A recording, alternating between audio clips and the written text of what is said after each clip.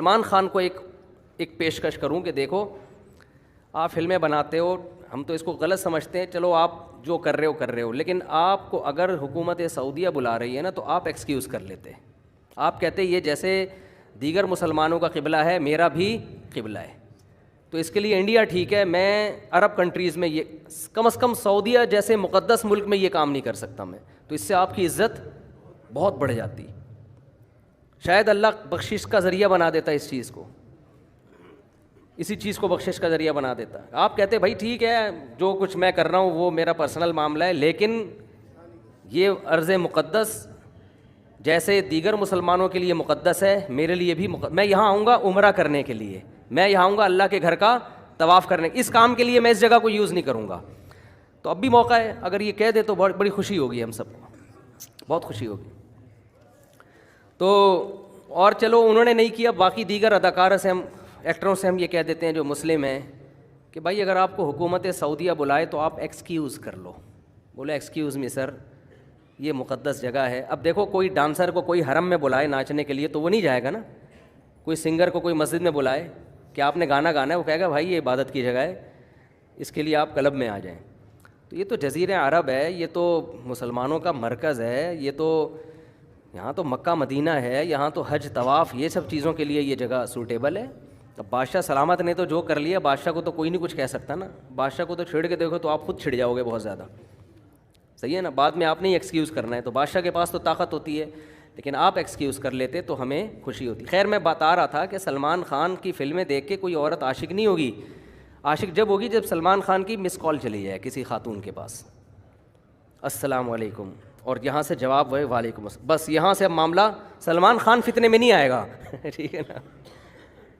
تو جب آپ کا ریلیشن ہوتا ہے نا, مسئلہ جب فلموں ڈراموں کے الگ نقصانات ہیں, میں نہیں کہہ رہا کہ اس کے نقصانات, لیکن اس سے ان ایکٹروں سے معاشقہ نہیں ہوتا. فلم میں جتنی مرضی خوبصورت ہیروئن ہو, جو فلم دیکھنے والا لڑکا ہے وہ اس پہ عاشق نہیں ہوگا, اس کو پتہ ہے میرا اس سے کیا ریلیشن, یہ مجھے کدھر لفٹ کرائے گی.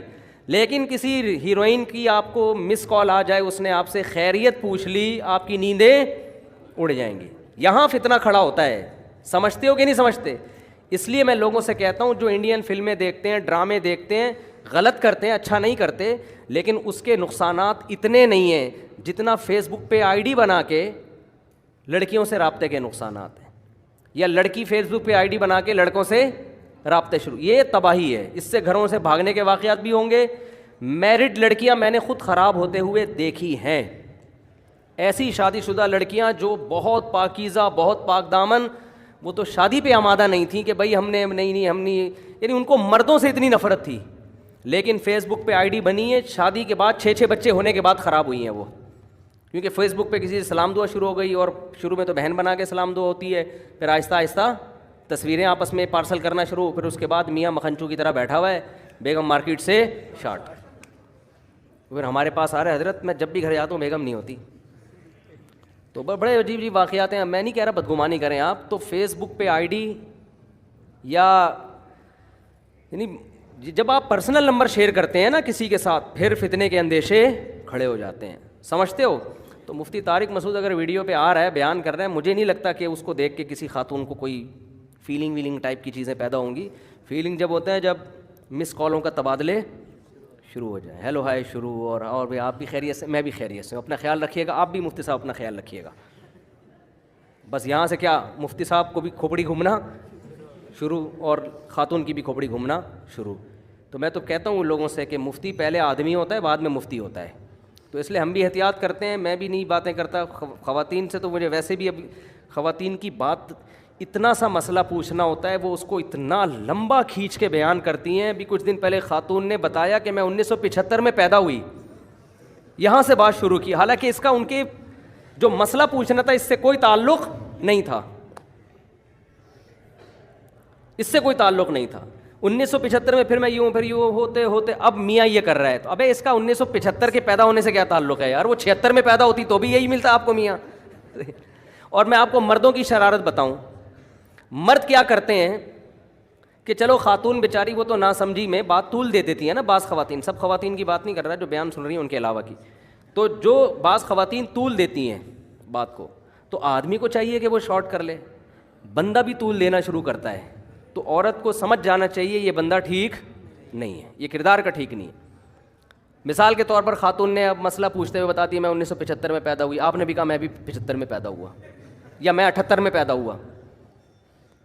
تو بھائی تم کیوں بتا رہے ہو تم کب پیدا ہوئے؟ اس نے پوچھا تم سے کب پیدا ہوئے.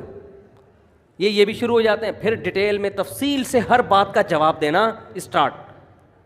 تو یہ بندے کے بھی گڑبڑ ہونے کی علامت ہو. بھائی ٹو دا پوائنٹ بات کرو, ہاں یا نہ میں جواب دو, پتلی گلی سے نکلو. وہ تو بیچاری خاتون ہے, نہ سمجھ, اس کو بعض خواتین ہوتی ہیں باتیں بہت زیادہ کرنے کی عادت ہوتی ہے, وہ تو اس لیے کر رہی ہیں, اور آپ بہت تفصیل سے سمجھانا آپ نے شروع کر دیا.